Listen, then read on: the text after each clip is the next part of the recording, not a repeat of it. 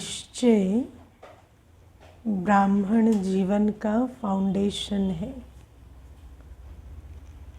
भले ही हम, है ना, जैसे आजकल बीके बनना, है ना, फैशन हो गया है, तो भले ही कोर्स कर लें, बीके बन जाए, लेकिन ब्राह्मण सो देवता, वो जो ब्राह्मण बनना है, जिस आधार से हम देवता बनेंगे, उस ब्राह्मण जीवन का फाउंडेशन है निश्चय। अब ब्राह्मण जीवन कैसे होती है? ब्राह्मण जीवन माना सदा विजयी, माया पर विजयी और सदा निश्चिंत जीवन। संगम युग का सुख क्या है कि हम सदा निश्चिंत रहें, माया जीत रहें, है ना। विजयी माना कोई ये नहीं होता कि भौतिक सफलता, लेकिन सदा खुशी शांति की अनुभूति हो और कभी भी चिंतावश व्यर्थ संकल्प ना चले। इसी को कहते हैं ब्राह्मण जीवन। ब्राह्मण जीवन अतीन्द्रिय सुख के जीवन है ना। ब्राह्मण जीवन माना संगम युगी मौज, अतीन्द्रिय सुख होना चाहिए। तो हम ब्राह्मण जीवन का सुख अनुभव करते हैं, क्योंकि देखो, शुद्ध भोजन खाते हैं, पवित्र रहते हैं, मर्यादाओं में चलते हैं, तो ऐसे बच्चों को कैसा अनुभव होना चाहिए? अंदर बहुत अतीन्द्रिय सुख का अनुभव होना चाहिए, जब हमारा खाना पीना सब शुद्ध है। लेकिन इस शुद्धि के बावजूद, है ना, मर्यादा में चलने के बावजूद कभी कभी वो अतीन्द्रिय सुख का अनुभव नहीं है। क्यों? क्योंकि चाल चलन, है ना, थोड़ा मर्यादाओं में तो चल रहे हैं, लेकिन जो मूल फाउंडेशन है उसमें हो सकता है कहीं ना कहीं कमी हो। तो फाउंडेशन क्या है? निश्चय। अब निश्चय फाउंडेशन है, मतलब 4 बातों में बाबा कहते निश्चय चाहिए। बाप में, अपने आप में, ड्रामा में और ब्राह्मण परिवार में। लेकिन चारों में निश्चय चाहिए, क्योंकि दिखाई नहीं देता। अपने आप को भी नहीं देख सकते, बाप को भी नहीं देख सकते। ड्रामा कल्याणकारी भी दिखाई नहीं देता। दिखाई देता है ड्रामा में तो कितना विकराल स्वरूप दिखाई देता है कभी, है ना। लेकिन ड्रामा कल्याणकारी, इसका भी निश्चय चाहिए। या फिर इसका भी निश्चय चाहिए कि ब्राह्मण परिवार है, क्योंकि कई बार कई परिस्थितियां भी आ जाती हैं, लेकिन वो निश्चय ना ही ले। तो बाबा हमें कहते हैं चारों बातों में जब निश्चय होता, और निश्चय किस आधार से? बाबा कहता है तो राइट होगा, है ना। निश्चय का आधार क्या है? कि बाबा कहता है। जब हमें निश्चय का कोई वैसे कुछ नहीं है ना, क्योंकि ना दिखाई देता है, ना कुछ एक्सपेरिमेंट करेंगे, वो भी निश्चय के बेसिस पे करेंगे। तो जब हम बाबा के पास आते हैं और हमें थोड़ी महसूसता होती है कि ये भगवान है, तो हमें उनकी बात को निश्चय बुद्धि होके मानना होता है कि जब बाबा कह रहा है ऐसा है, तो चलो मानते हैं ऐसा है। और फिर बाबा कहते उस आधार से जब चले, तो बाबा ने कहा निश्चय माना जानना, मानना और चलना। निश्चय का प्रैक्टिकल स्वरूप क्या है? हम जानते हैं, मानते हैं और चलते हैं। जो भी बाबा ने आत्मा के विषय में, बाबा के विषय में, ड्रामा के विषय में और परिवार के विषय में सुनाया, हम उसको जानते हैं, मानते हैं और चलते हैं। जब इस प्रकार से चलें, तब बाबा कहते तुम सदा विजयी और सदा निश्चिंत रहेंगे। कौन कौन सदा विजयी सदा निश्चिंत रहते हैं?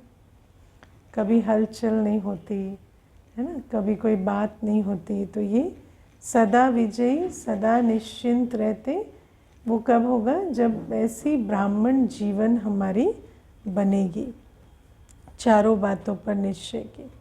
अब थोड़ा सा हम समझेंगे इन चारों बातों को, क्योंकि बाबा ने आज कहा कि अच्छे से चेक करो, चेंज करो कि फाउंडेशन चारों तरफ से टाइट है कि नहीं है। तो पहली बात, बाबा पर निश्चय, बाप पर निश्चय। तो बाप पर निश्चय माना क्या है ना? बाप पर निश्चय माना ये नहीं बाबा बैठा है सब ठीक हो जाएगा, है ना, मैं गलती करता जाऊं बाबा सुधारता जाएगा, बाबा माफ़ करता जाएगा, वो वाला निश्चय नहीं। जैसे दुनिया में कहते हैं ना, हमें तो भगवान पर पूरा भरोसा है, लेकिन वो तो ठीक है, लेकिन भगवान जो कर्म सिखला रहा है उस पर भरोसा है या नहीं? जैसे कल मुझे एक भाई सुना रहे थे कि जब कोई आत्मा का किसी से प्यार होता है ना, अटैचमेंट होता है, तो भगवान उनको मिलाने के लिए चेष्टा करेगा, है ना। तो ये भी क्या है, उनकी अपनी फ़िलॉसफ़ी है।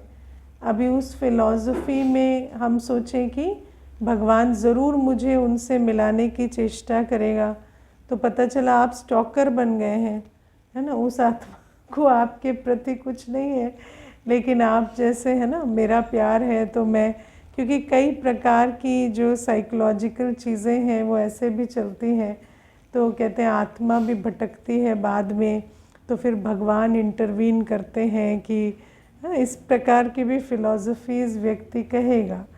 लेकिन बाबा कहते कि ऐसा नहीं है। बाप पर निश्चय माना बाप जो है जैसा है जानकर उसे उस पर निश्चय रखना। बाबा कहते मैं क्या करता हूँ क्या नहीं करता, मेरा स्वरूप क्या है, मेरे गुण क्या है, हर चीज़ को जानकर निश्चय रखना।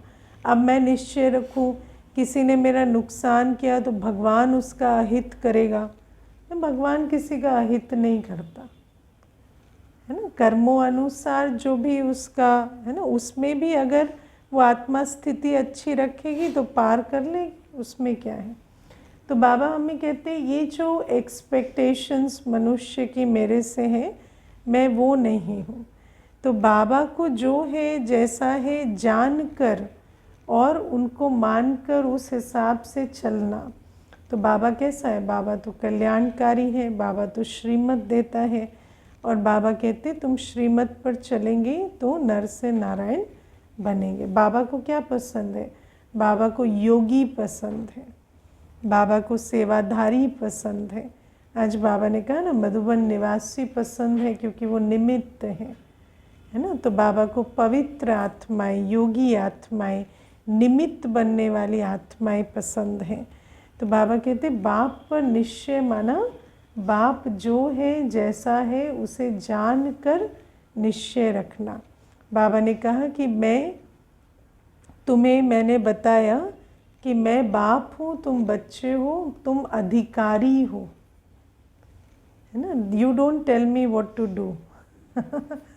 तो बाप को जानना कि उसको मालूम है क्या करना है ना। अगर हम बाबा को बताने लगे, है ना, आज जैसे बाबा ने एग्जाम्पल दिया ना, बाबा आप बैठे हो ना, आप देख रहे हो ना, आप समझ रहे हो ना, है ना। तो बाबा को जैसे दुनिया में मैनिपुलेट करते हैं ना किसी को, ऐसे बाबा को कहें बाबा आप देख रहे हो, आप समझ रहे हो, आप इसमें मेरी मदद करोगे ना। तो इसका मतलब क्या कि हमें नहीं समझ में आ रहा है कि उसको मुझसे ज़्यादा दिखाई सुनाई देता है। तो बाबा कहते ये सारा जो निश्चय है कि बाबा तो मेरे साथ है ही है, लेकिन बाबा ने कहा मैं तुम्हारे कर्मों में हस्तक्षेप नहीं कर सकता। अगर तुमने कर्म विकर्म बनाए हैं तो मैं उससे तुम्हें निकाल नहीं सकता, वो तो तुम्हें उसका भुगतान करना ही पड़ेगा। और मैं तुम्हें जो योग बल सिखाता हूँ, श्रेष्ठ कर्म सिखाता हूँ, उस पर चलेंगे तो फिर तुम्हारा सुकर्म बनेगा। तो इसलिए बाप को जो है जैसा है वैसा जानकर निश्चय करना है, क्योंकि बाबा कहते हैं अगर नहीं होता ऐसा तो क्या होता, स्थिति हलचल में आती है, क्योंकि हम बाबा से कुछ चाह रहे हैं अपनी मान्यता अनुसार, लेकिन बाबा तो वो है ही नहीं।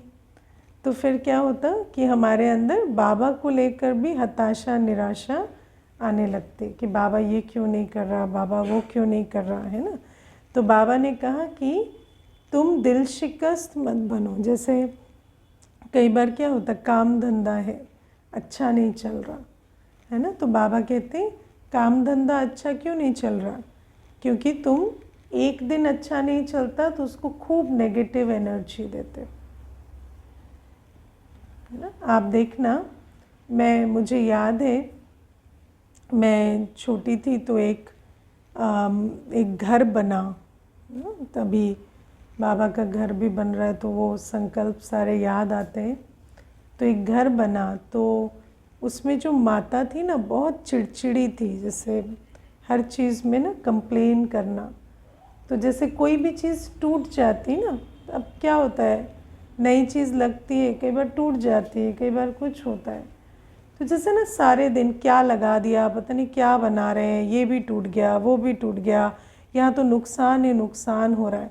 तो सारे दिन ऐसे ऐसे ऐसे वो चलता, तो अल्टीमेटली ना वो घर बिक गया, वो और चला नहीं, वो बार बार उसमें ये एनर्जी गई और वो चला नहीं। तो मुझे याद है कि घर में जो लोग बैठे थे हमारे लौकिक परिवार में, वो बात कर रहे थे कि इतना कोसोगे तो कोई भी चीज़ कैसे रहेगी, है ना। तो मुझे याद है कि उस समय भी ये बात ना दुनिया में लौकिक वाले भी जानते हैं कि कोई भी चीज़ है उसको हर समय छोटी सी चीज़ हो जाती है तो हम उसी को ही पकड़ लेते हैं, उसी को नेगेटिव एनर्जी देते रहेंगे, ये हो गया वो हो गया, इसमें पैसा लग गया उसमें पैसा लग गया। अरे एक में लग गया क्या हो गया है ना, नहीं लगाना है तो कोई बात नहीं, उसको ऐसे ही छोड़ दो, है ना। 10 साल के बाद लगा लेना जब आपको लगे कि आप लगा सकते हैं। इसमें क्या है, इतना कोई भी चीज़, अपने शरीर को, अपने संबंध को, कोई वस्तु को हम इतनी नेगेटिव एनर्जी देते हैं, है ना। वैसे तो कहीं अपने बच्चों को भी बहुत नेगेटिव एनर्जी देते है ना, हर समय उनकी कमी कमज़ोरी को देखते रहेंगे, अपने अंदर भी संकल्प चलाते रहेंगे, उसका वर्णन भी करते रहेंगे, दसों को बताते हुए रहेंगे, उनकी भी दृष्टि बिगाड़ते रहेंगे, तो फिर उसमें वृद्धि कैसे होगी। इसीलिए बाबा कहते हैं कि तुम मुझे कहते हो कि तुम संभाल लो, लेकिन जब तक तुम्हारी अपनी वृत्ति अपने संकल्प ठीक नहीं चलेंगे तो कैसे संभलेगा, है ना। आप कहते हो भगवान दुआएं दो, तुम पहले अपनी चीज़ को तो दुआएं दो, है ना। अपनी चीज़ को तुम तो दुआएं दो, जिसको सारे दिन मेरा मेरा कहते हो उसी को दुआएं नहीं दे सकते तो बाबा उसमें क्या करेगा, है ना। तो इसीलिए बाबा हमें समझाते हैं मैं जो हूँ जैसा हूँ मुझे जानकर और मानकर चलने वाले, है ना। बाबा कहते हैं मैं तुम्हें बताता हूँ कि पवित्रता का बल, योग का बल, श्रेष्ठ कर्मों का बल तुम्हें चाहिए। इसमें ये जो सारी जो तुम्हारी जीवन की इश्यूज़ हैं ये किस कारण से, अवस्था से व्यवस्था बनती है। और अवस्था सिर्फ ये नहीं होती कि हम योग कर रहे हैं, ज्ञान सुन रहे हैं, पर हर चीज़ में एक्सेप्टेंस, हर चीज़ में शुभ भावना। आज बाबा ने 4 बातें कही ना, सहज योगी, है ना, सहज योगी, स्वभाव कैसा हो, हाँ, निर्मल स्वभाव। निर्मल स्वभाव कैसा होता है, स्वच्छ, किसी चीज़ के लिए, किसी आत्मा के लिए दिल में कोई भी मैल ना आए, बहुत निर्मल स्वभाव। फिर वृत्ति कैसी हो, शुभ भावना की वृत्ति, हर चीज़ के प्रति अच्छा है, अच्छा हो रहा है, अच्छा होता जाएगा और अच्छा होगा, शुभ भावना की वृत्ति। और दृष्टि आत्मिक, है ना, ये ब्राह्मण की निशानी है।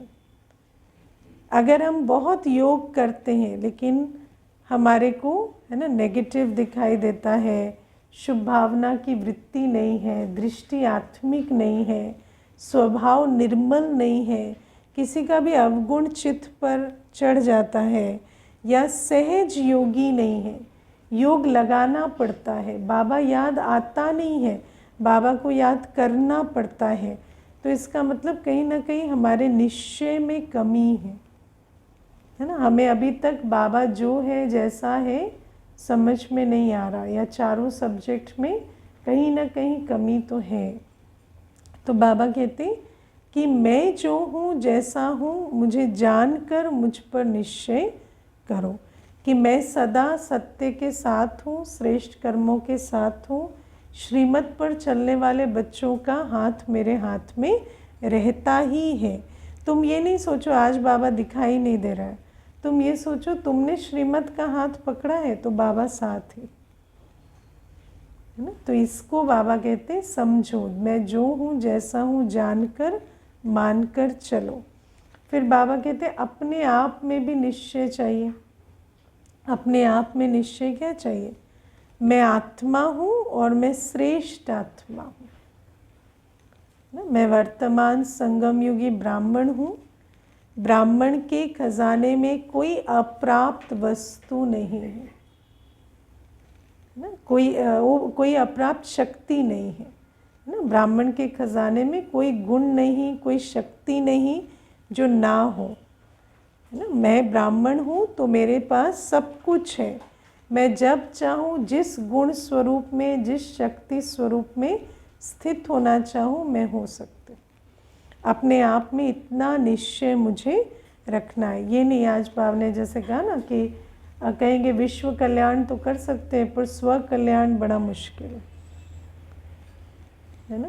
कहेंगे वैसे तो हम विश्व परिवर्तन कर सकते हैं पर छोटी छोटी चीज़ों का अटेंशन रखना मुश्किल है ना। हर बात में कहेंगे हम भूल गए है ना, हमारा अटेंशन नहीं रहा, तो फिर उसको क्या कहेंगे कि वैसे तो तुम 16 कला संपूर्ण बन रहे हो और छोटी छोटी चीज़ों पे तुम्हारा अटेंशन नहीं रह सकता।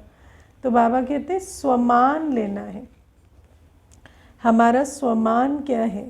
स्वमान ये है मैं भूल जाता हूँ, स्वमान ये है मेरे से होता नहीं है, या स्वमान ये है कि मैं ब्राह्मण आत्मा हूँ, सर्वशक्तिवान का राइट हैंड हूँ, मेरे से क्या नहीं हो सकता ना। कोई भी बात हो, चाहे विज्ञान की बात हो, चाहे अकाउंटिंग की बात हो, चाहे स्थूल सेवा की बात हो, चाहे ज्ञान समझाने की बात हो, कोई भी बात हो, ऐसा कौन सा कार्य है जो मुझसे नहीं हो सकता। इतना अपने आप में निश्चय रखना है। भगवान की पसंद हूँ मैं, गलत थोड़ी हो सकती है। भगवान की पसंद हो ना तो अच्छे ही होंगे है ना। तो बाबा कहते इतना अपने आप में हमें निश्चय रखना है कि हो सकता है कोई गुण, कोई शक्ति मेरा अभी मर्ज रूप में है, लेकिन ऐसा नहीं है कि वो नहीं है ना। हम चाहें तो जो भी गुण, जो भी शक्ति जिस समय इमर्ज करना चाहें करके रख सकते, ठीक है ना। तो बाबा हमें कहते इतना हमें अपने आप में निश्चय रखना है। इतना निश्चय कि सोचते हैं हम ये नहीं बन सकते, वो नहीं बन सकते। देखो एक होता है निश्चय, एक होता है एम्बिशन। एम्बिशन समझते हो? करना कुछ नहीं है, सिर्फ बनना है। द एम्बिशन इज मतलब वैसे तो आप वर्ड्स को कैसे भी इंटरप्रेट कर सकते हो, बट आज मैं जिस भाव से कह रही हूँ कि एक होता है सिर्फ एम्बिशियस हो रहे हैं कि है ना हम ये भी कर लें, वो भी कर लें, लेकिन दूसरा होता है विधि से सिद्धि प्राप्त कर रहे है ना। तो बाबा कहते हैं क्या नहीं कर सकते तुम, लेकिन विधि से सिद्धि है ना। ऐसे नहीं कि बाबा बैठा है तो हम बस विजयी बन जाएंगे, नहीं, पहले छोटे छोटे स्टेप्स से तो शुरू करें ना। पहले अपना योगी जीवन बने, पहले अपनी धारणाओं में प्योरिटी आए, हर चीज़ में हो, तब तो कहेंगे हम बड़ी बड़ी चीज़ें करेंगे। तो विधि से सिद्धि अपनानी, सिर्फ ये नहीं कि एक होता है स्वमान तो ऊंचे ऊंचे रख लेते हैं लेकिन करने में कुछ नहीं, है ना। तो स्वमान भी रखना है, अपने आप को जानना भी है कि मेरी ये कैपेसिटी है, और फिर चलना भी है उस अनुसार, जानना भी है, मानना भी है, तो चलना भी है। अपने ज्ञान के, स्व के ज्ञान पर भी चलना है। ज्ञान तो बाबा ने दे दिया, लेकिन स्व के ज्ञान पर भी चलना पड़ेगा, है ना। तो बाबा कहते हैं तुमने इतने ऊंचे ऊंचे स्वमान जो मैंने तुम्हें दिए हैं उनको धारण कर उन पर चलते हो। मैं मास्टर सर्वशक्तिवान हूँ, तो छोटी सी बात में चेहरा तो नहीं उतर जाता, है ना। कोई कुछ कह दे, कोई, या फिर मानो छोटी सी बात है, मेरे में परख शक्ति है, आपको 10 बातें किसी की राइट लगी, रॉन्ग लगी, लेकिन आपको पता है कि अभी इनको कहने का समय नहीं है, इनकी धरनी अभी तैयार नहीं है, तो वहाँ पर ऐसा तो नहीं आप कूद पड़ते हैं वो बात कहने को जो उसको समझने की ताकत ही नहीं है। तो हर शक्ति हमारे अंदर होनी चाहिए, परख शक्ति, निर्णय शक्ति, सहन शक्ति, हर शक्ति मेरे अंदर है, और मैं इमर्ज करूँ।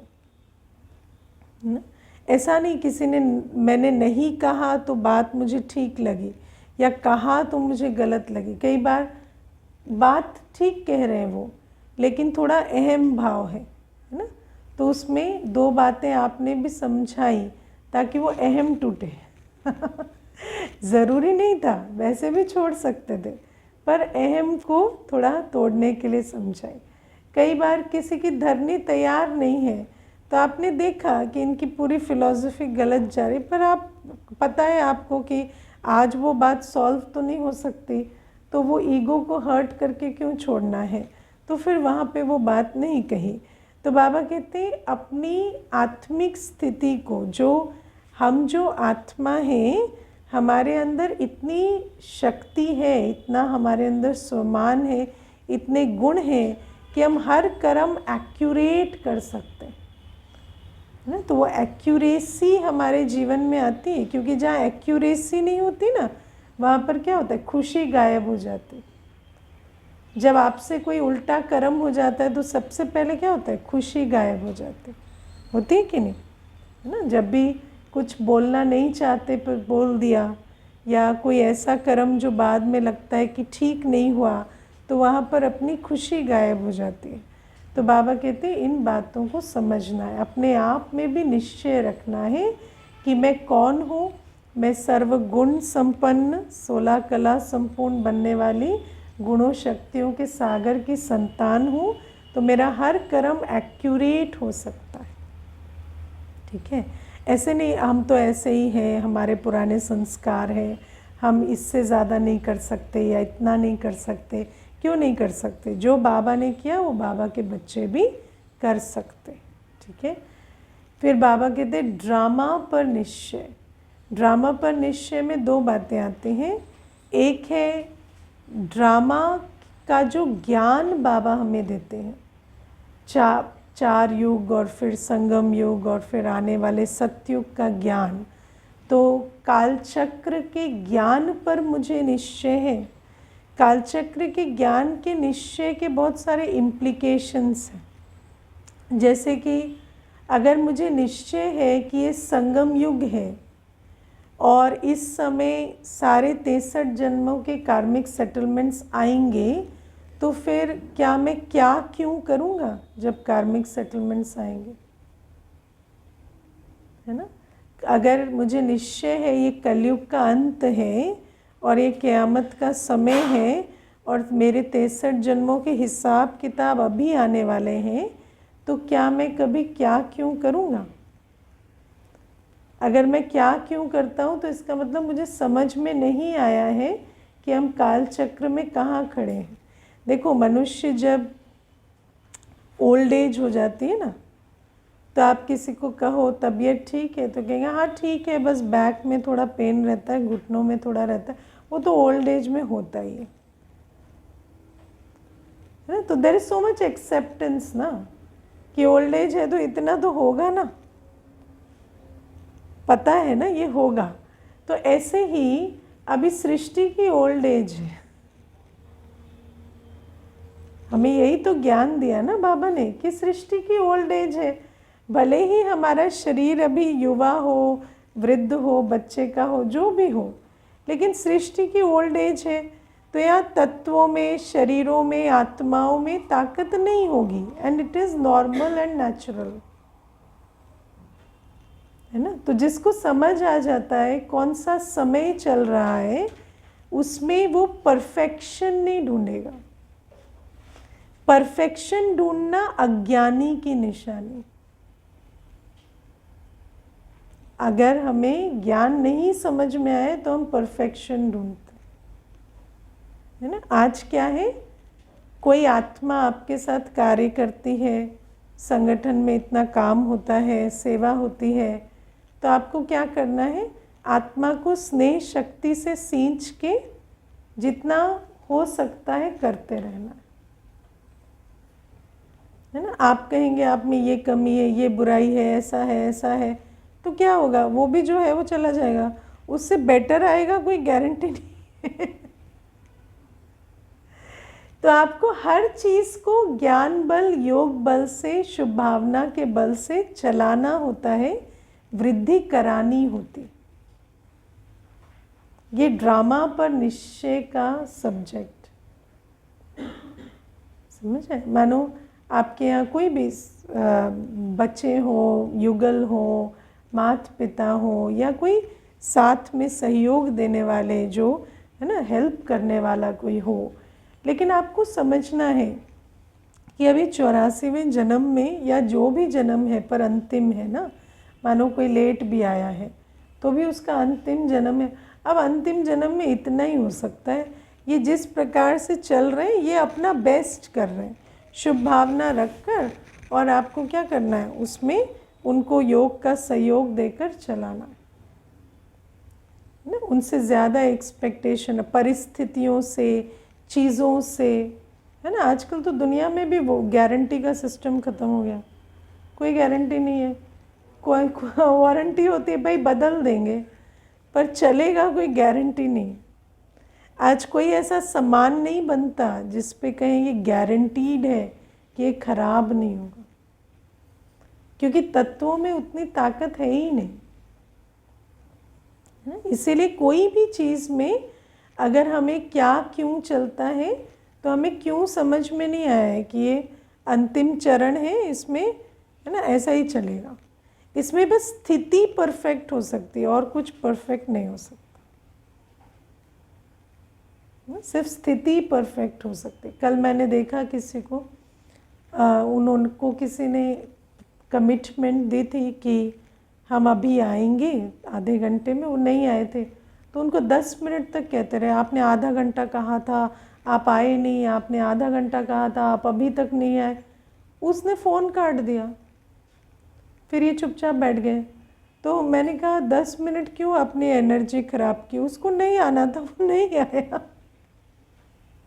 है ना। ऐसे ही तो होता है ना। तो वो भाई यहीं पे बैठा था और ऐसे, है ना, अपना कॉन्वर्सेशन करते, बोले दीदी देखो अब बोलते हैं पर आते नहीं हैं। तो मैंने कहा वो अब फ़ोन भी नहीं उठाएगा, वो अगली बार भी नहीं आएगा। अभी क्या है आपके पास, सब्स्टिट्यूट तो है ना।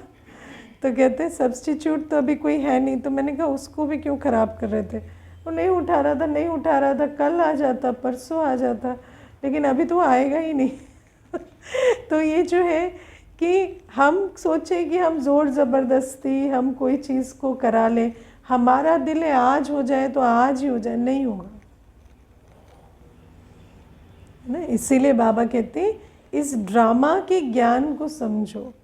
पहले ये चीज़ है। दूसरी चीज़, श्रीमत पर चलने वाले बच्चों के लिए ड्रामा कल्याणकारी है, इस पर भी हमें निश्चय रखना होता है ना। ड्रामा परफेक्ट नहीं है, परफेक्ट नहीं है। कभी कभी आपको उसकी सीन जो है वो देखने में पसंद भी नहीं आएगी, लेकिन ड्रामा कल्याणकारी है। और ये मेरा अनुभव है कि जब कोई चीज़ हो रही होती है ना, तो कभी कभी समझ में नहीं आता ये क्या हो रहा है, क्यों हो रहा है, ऐसे कैसे चल रहा है। लेकिन जब पीछे मुड़ के देखते हैं तो हम सोचते हैं इसमें बहुत कल्याण ही हुआ, इसमें भी कल्याण हुआ, इसमें भी कल्याण हुआ, उसमें भी कल्याण हुआ।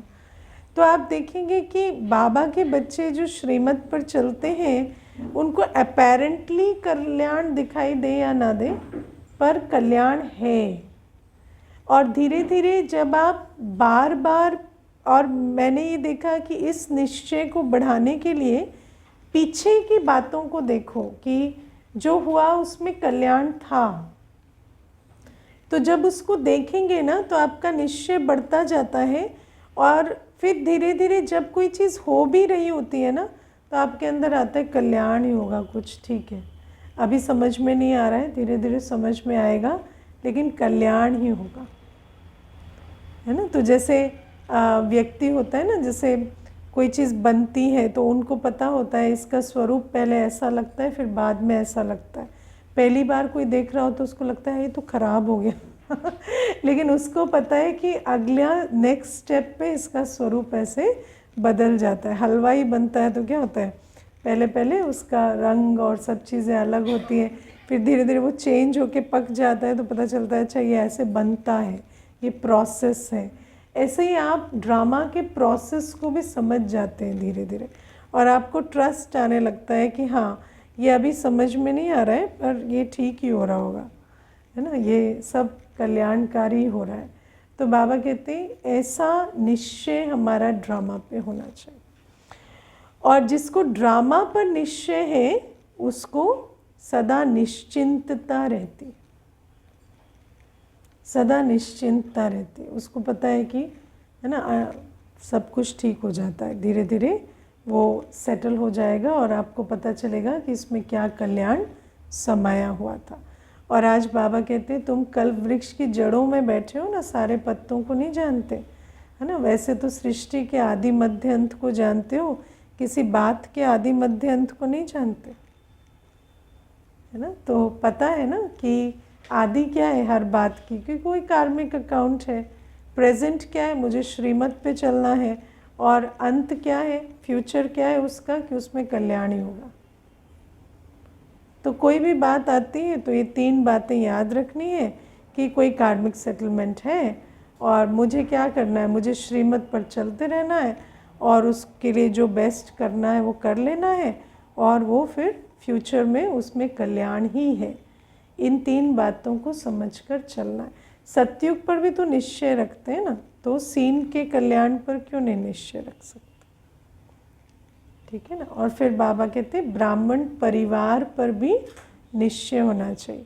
कई बार हम ब्राह्मण परिवार को देखते हैं ना तो लगता है अच्छा ये भी सतयुग जाएंगे, ऐसा लगता तो नहीं है इनका, है ना लेकिन बाबा कहते यही जाएंगे, है ना। सारी दुनिया में यही वो है जो जाएंगे। भले ही आपको दुनिया में हम बाहर देखेंगे ना तो हमें लगेगा कि अच्छा ये व्यक्ति तो इतना अच्छा लग रहा है ना, इनमें दैवी गुण ज़्यादा लग रहे हैं, है ना, अंदर वालों से, लेकिन नहीं, वो नहीं जाएगा उसके दैवी गुण के पीछे, वो जो अपेरेंट दैवी गुण है उसके पीछे क्या है, माया है ना। यहाँ कोई चिढ़ के भी कर रहा है तो भी उसकी क्या है, निस्वार्थ सेवा ही है ना। भले 2 बातें भी कर रहा है तो भी कर तो निस्वार्थ सेवा ही रहा है ना। तो ऊपर से बहुत मीठा है लेकिन उसके पीछे क्या है, उसके पीछे तो कोई ना कोई विकार है ना।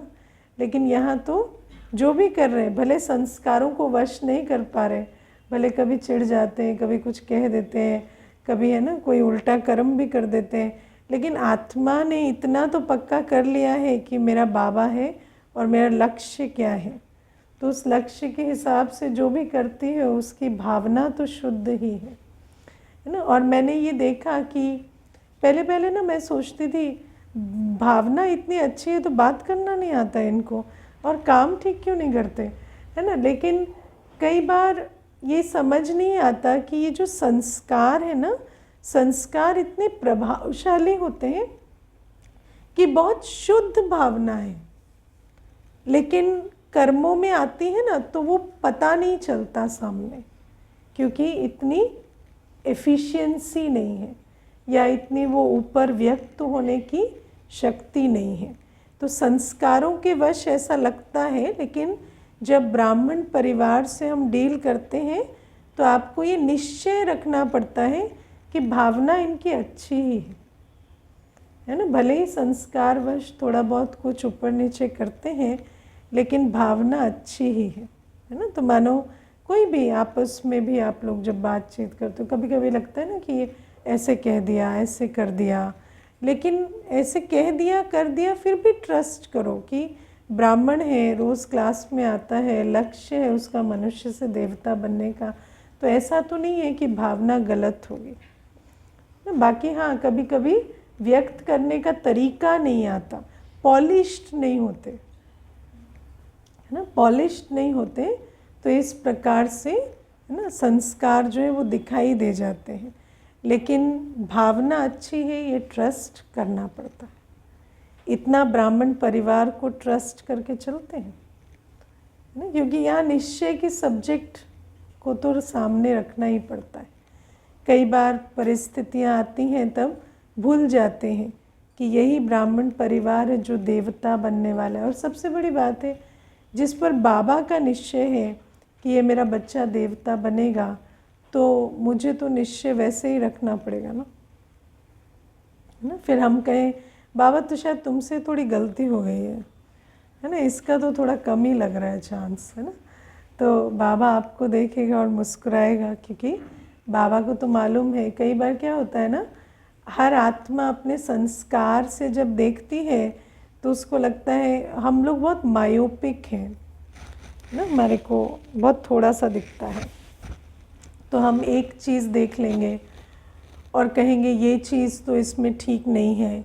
लेकिन बाबा तो उस आत्मा का बहुत कुछ देख रहा है ना, तो उसके अंदर ऐसे बहुत सारे गुण हैं जो ईश्वरीय ज्ञान, योग, धारणा, सेवा में उसको मदद कर रहे हैं, और वो आत्मा बन भी रही है।